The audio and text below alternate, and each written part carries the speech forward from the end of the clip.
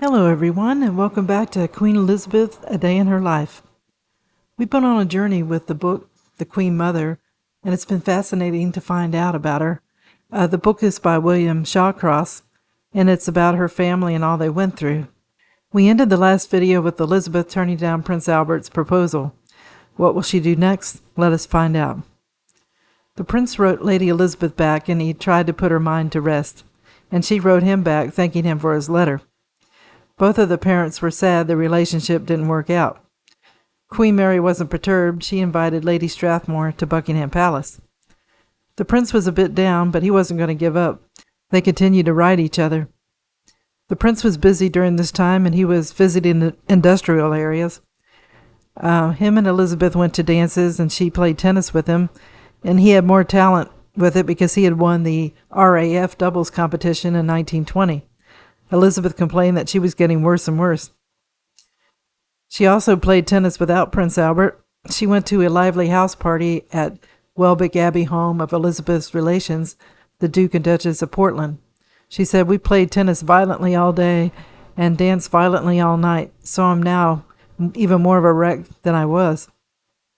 She wrote the prince a letter thanking him for a book he had sent her for her birthday. She was expecting him at Glamis at the end of September 1921. She was happy to be friends with him, she said in her letters, so this gave the prince encouragement. Queen Mary went to Airlie Castle to stay with Lady Airlie and Lord Strathmore, and Elizabeth was invited to tea, and Lady Strathmore wasn't feeling very well, so she was unable to attend. 4 days later, the Queen traveled to Glamis. Lady Elizabeth was the hostess. They were having lunch together, and she was so charming the Queen Mother was more convinced that this was the one girl that could make Bertie happy. Queen Mary said she wasn't going to interfere. She said mothers should never meddle in their children's love affairs. When the prince got there, he wrote to his mother, Queen Mary, and said, "It's delightful here, and Elizabeth is very kind to me. The more I see her, the more I like her." Elizabeth's mother still was not feeling well, so Elizabeth was the hostess. Her father and brothers Michael and David were there as well, as Rose and Wisp, her husband, together with Mida Scott, Katie Hamilton, Doris Gordon Lennox, and James Stewart.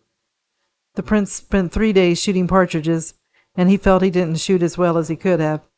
He then left on a train back to London with his brother David, and James Stewart stayed on at Glamis for 3 more days. When the prince got back to Buckingham Palace, he wrote his father that his week at Glamis had been delightful, and they were all so kind to me. On October the 2nd, Lady Strathmore had an operation. The surgeon found and removed a large gallstone. Elizabeth wrote to the prince about her concern for her mother. She found she could rely on him in times of stress. The prince wrote back at once on October the 11th.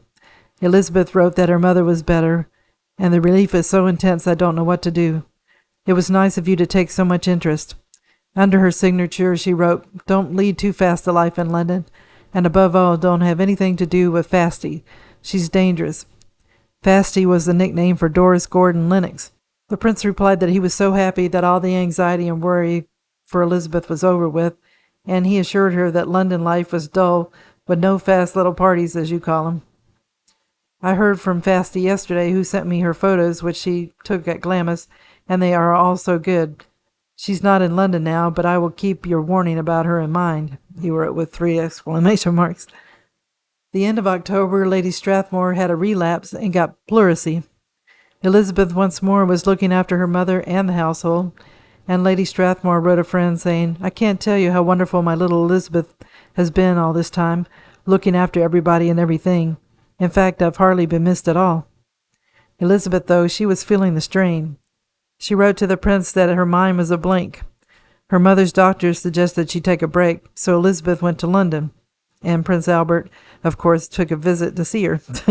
She also saw James Stewart, and she wrote to Burrell that James Stewart showed up and insisted on taking her to Euston. He placed her on the train and stalked off. Rather funny. Things didn't seem to be going well between them. He had left Prince Albert's service. He felt that the job wasn't well paid nor congenial enough for him to want to remain. Queen Mary was being nice and corresponded with Elizabeth and her family, and Lord Strathmore had sent telegrams telling of his wife's progress, and Elizabeth wrote to her also. Elizabeth wrote to the prince she needed to buy some clothes. She asked him, "What colors do you like?" "Most men like blue or black for ladies' dresses, both of which I look like nothing on earth in." And she got mad in December when she forgot his birthday, and she wished him a very happy and successful 26th year. Christmas at Glamis that year wasn't as joyous as before. Lady Strathmore was still not well, and Elizabeth spent much of the time in bed with the flu. The prince was at York Cottage at Sandringham, and she wrote him in pencil to thank him for the most darling little clock. The clock may have been a way to help her to be on time because she was always late. She must have received a photo of him and said it was excellent photography of him, and she wished she had something to send to him. There was only one guest, James Stewart, at Glamis over the New Year holiday, and he was there to say goodbye. In 1922, he left for the United States. He was offered a job in the oil business through Sir Sidney Greville. Later, Stuart claimed that he and Elizabeth had been in love and that Queen Mary had intervened to remove him as a rival to her son. If this was true, there was no evidence of it in the royal archives. Many years later, King George VI told Princess Margaret that her mother had almost married James Stuart, but he had gone abroad.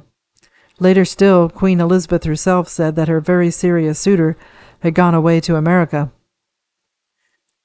Princess Mary became engaged to Viscount Lascelles. The princess invited Elizabeth to be one of the bridesmaids at the wedding in February 1922. The wedding day came, and Elizabeth was afraid she wouldn't be able to walk in heels, but she did it. Afterwards, her and the other bridesmaids lunched with members of the royal household and wedding guests at Buckingham Palace. This was the first time Elizabeth saw what it was like to participate in a royal public event, and she found it enjoyable. March the 7th, 1922, Prince Albert once again asked Elizabeth to marry him. She was taken by surprise, and she said no again, and she wrote him the next day. She told him she was sorry about what happened yesterday, and she felt it was her fault. She should have known. And she asked, "Will you please forgive me? You are one of my best friends, and one of my most faithful friends, and have always been so nice to me that it makes things doubly worse. I am too miserable about it and blame myself more than I can say." She said if he wanted to talk about things in general, she hoped he would come and see her. She wished it hadn't happened. He wrote her back and said that the letter had depressed him. He told her he thought about what happened and felt that she must think badly of him. He told her not to make herself miserable or be worried about it, and he would never forgive himself. He said he was wrong to bring up the engagement without giving her warning as to his intentions. He said, "Ever since last year, I have always been hoping to get to know you better and to let you know my thoughts, but I see that I failed to enlighten you." He took comfort in the fact that she said that they could talk more about it, and he felt that her refusal might not be final. She wrote him back a few days later and thanked him for his nice letter. It relieved her mind. She was off to Scotland and told him that they wouldn't meet for several weeks. He had a fear her quick departure to Scotland was because of him. He told her in a letter that he was unable to distinguish his pain. His only hope was that she would look upon him as more than an ordinary friend. If she did, he would feel much happier after what had happened. Elizabeth answered back kindly by saying, "The prince wrote the nicest letters of anyone I know." She agreed it had been difficult for both of them, but especially him. She said she hoped that they could go on being friends. She said she would always be glad to see him if he ever felt like dropping in to tea and having a talk. She said to him, "As I do understand, you know, and when people are as good of friends as you and I are, there is always a lot to talk about." She thought it was wonderful that he had gone on caring. She told her mother about what had happened and she told him, but nobody else in the world, and never shall. Her letter made him happy, and he told her as long as they could still be great friends, that is all I was worrying about. And you say you hope we shall always be that, and so do I. He changed his subject after that and talked about hunting and how sad it was that the season was almost over, and he didn't write again for 3 weeks. In the meantime, Elizabeth had exchanged letters with James Stewart in New York. He was lonely and unhappy there, and he was jealous. In one letter, Elizabeth had said something about returning to Glamis and that the most extraordinary things have happened to me the last 3 weeks, so perhaps it's just as well that I should be. He was worried about what she meant about that. He said, "It's a curious world. I'm just about to destroy your letter, as that paragraph upsets me too much, if I should read it again. Jealousy is a very bad trait, and I've always tried to get rid of it." He told her he felt better after smoking a cigarette, and there wasn't any reference to Prince Albert in the letter. The prince kept his second proposal secret from his parents to begin with. In early May 1922, Queen Mary wrote to tell Lady Strathmore that she and the king were very much disappointed that the little romance has come to an end, as we should so much have liked the connection with your family. My son feels very sad about it, but he's quite good and sensible, and they are to remain friends. Then, once again, Elizabeth and her mother were sick again. On the 7th of May, Lady Strathmore had another operation when the surgeon discovered an abscess that had been causing her raised temperature and poor health. After she got it drained, she started to do much better. Elizabeth had a high fever and tonsillitis, and she wasn't able to return to London yet. A letter from Prince Albert, written in mid-April saying he hoped that she would come back south soon, remained unanswered for a month. When she did answer, she kept things light-hearted and talked of dinner and dances. When she wrote to her sister May, she told her, "Yes, I did put an end to that affair you mentioned last February, but did not tell anyone except Mother." Elizabeth told Beryl she got a letter from James Stewart, and he was in the oil fields of Texas. He said it was just like the books there, everybody packs a gun. The end of May, she got a letter from George Gage. He was another admirer. He got that she didn't share his feelings and wasn't very happy about it.